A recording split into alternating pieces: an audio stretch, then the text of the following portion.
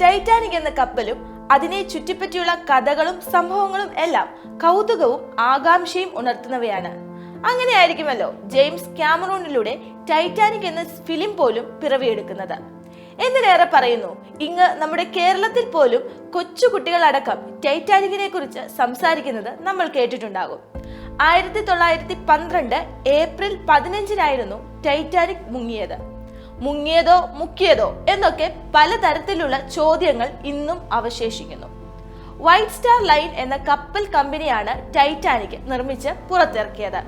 ലോകത്തിലെ ഏറ്റവും സുരക്ഷിതമായ ആഡംബര കപ്പൽ എന്ന് വിശേഷിപ്പിക്കപ്പെട്ട ടൈറ്റാനിക് ഒരിക്കലും തകരില്ല എന്നായിരുന്നു കമ്പനി പ്രഖ്യാപിച്ചിരുന്നത്. കപ്പൽ ഗതാഗതത്തിൽ തങ്ങളുടെ പ്രതിയോഗികളായ ഖുർനാഡ് എന്ന കമ്പനിയുടെ വൻകിട കപ്പലുകളോട് കിടപിടിക്കാൻ ലക്ഷ്യമിട്ടാണ് വൈറ്റ് സ്റ്റാർ ലൈൻ ടൈറ്റാനിക് നിർമ്മിച്ചത്. 3 വർഷത്തോളം ഇടവേളകളൊന്നുമില്ലാതെ നിർമ്മാണത്തിലൂടെയാണ് ടൈറ്റാനിക് യാഥാർത്ഥ്യമായത്. ബ്രിട്ടനിലെ സതാംപ്ടണിൽ നിന്ന് US നഗരം ന്യൂയോർക്കിലേക്കും തന്റെ കന്നി യാത്രയ്ക്ക് പുറപ്പെട്ട കപ്പലിന്റെ ദുരന്ത വാർത്തയായിരുന്നു പിന്നീട് ലോകമറിയുന്നത്. ബ്രിട്ടനിലെ വൻ സമുദ്ര ഗതാഗത കമ്പനിയായ വൈറ്റ് സ്റ്റാർ ലൈനിന്റെ അഭിമാന ചിഹ്നമായിരുന്നു ടൈറ്റാനിക്. അന്നുവരെ ലോകത്തിൽ നിർമ്മിക്കപ്പെട്ടവയിൽ വെച്ച് ഏറ്റവും ആഡംബരമായ കപ്പൽ. 2224 യാത്രക്കാരുമായി പുറപ്പെട്ട കപ്പലിനെ കാത്തിരുന്നത് വൻ ദുരന്തമായിരുന്നു. അറ്റ്ലാന്റിക് സമുദ്രത്തിൽ സ്ഥിതി ചെയ്ത ഒരു കൂറ്റൻ മഞ്ഞുപാളിയിൽ ഇടിച്ച് കപ്പൽ പൂർണ്ണമായി തകരുകയായിരുന്നു. യാത്രക്കാരിൽ 1500 പേർ മരിച്ചു. എന്തായാലും കപ്പലിന്റെ ദുരന്തത്തെക്കുറിച്ച് പലതരത്തിലുള്ള കാരണങ്ങൾ ആരോപിക്കപ്പെടുന്നുണ്ട്. ഇക്കൂട്ടത്തിൽ ഏറ്റവും പ്രശസ്തം ഒരു ഈജിപ്ഷ്യൻ മമ്മിയുമായി ബന്ധപ്പെട്ടിട്ടുള്ളതാണ്. പണ്ട് ഈജിപ്തിൽ ജീവിച്ചിരുന്ന ഒരു പുരോഹിതയുടേതായിരുന്നു ഈ മമ്മി. ദുർശാപങ്ങളുടെ പുരോഹിത, അൺലക്കി മമ്മി എന്നിങ്ങനെ പല പേരുകളിൽ ഇത് അറിയപ്പെട്ടു. ഇത്തരം കാര്യങ്ങളിൽ ഒന്നും വിശ്വാസമില്ലാതിരുന്ന ഒരു അമേരിക്കക്കാരൻ മമ്മിയെ വിലക്കി വാങ്ങി.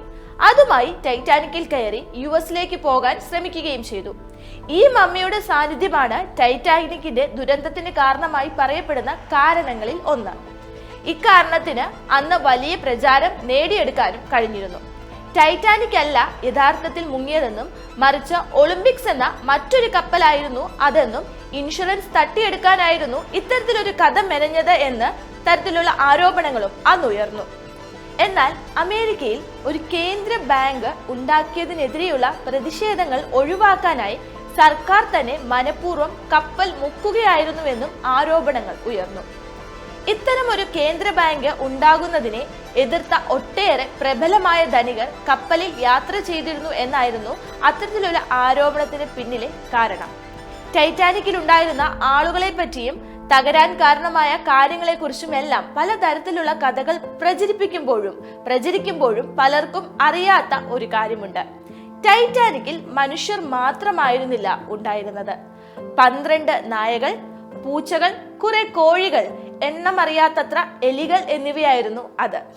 12 നായകളിൽ 3 എണ്ണം ഒഴിച്ച് ബാക്കിയെല്ലാം ചത്തു. മാത്രവുമല്ല, ടൈറ്റാനിക്കിന് ഒരു ഔദ്യോഗിക പൂച്ചയുണ്ടായിരുന്നു. ജെന്നി എന്നായിരുന്നു അതിന്റെ പേര്. എന്നാൽ ടൈറ്റാനിക്കുമായി ബന്ധപ്പെട്ട് റീഗൽ എന്നൊരു നായയുടെ കഥയുണ്ട്.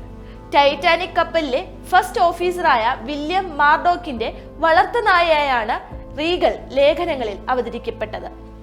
ലീഗലിന്റെ കുരയാണ് കാർപത്യ എന്ന രക്ഷാകപ്പലിനെ ടൈറ്റാനിക്കിന് സമീപത്തേക്ക് എത്തിച്ചതെന്നാണ് കഥ.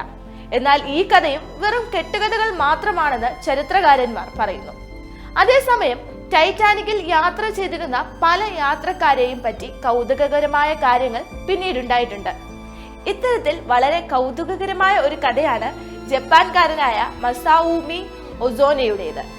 ടൈറ്റാനിക് കപ്പൽ അപകടം നടന്ന ശേഷം 700-ലധികം ആളുകൾ കപ്പലിൽ നിന്ന് രക്ഷപ്പെട്ടിരുന്നു. രക്ഷപ്പെട്ട ഒരേയൊരു ജപ്പാൻകാരനായിരുന്നു ഹൊസോനോ. എന്നാൽ അപകടത്തിൽ നിന്നും രക്ഷപ്പെട്ട് ജന്മനാട്ടിലെത്തിയ ഹൊസോനയ്ക്ക് അത്ര നല്ല സ്വീകരണമല്ല ലഭിച്ചത്.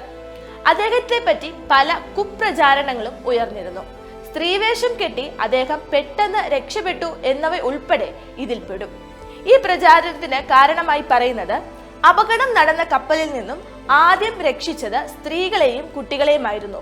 ടൈറ്റാനിക് സിനിമയിലും ഈ ഭാഗം ഉൾപ്പെടുത്തിയിട്ടുണ്ട്.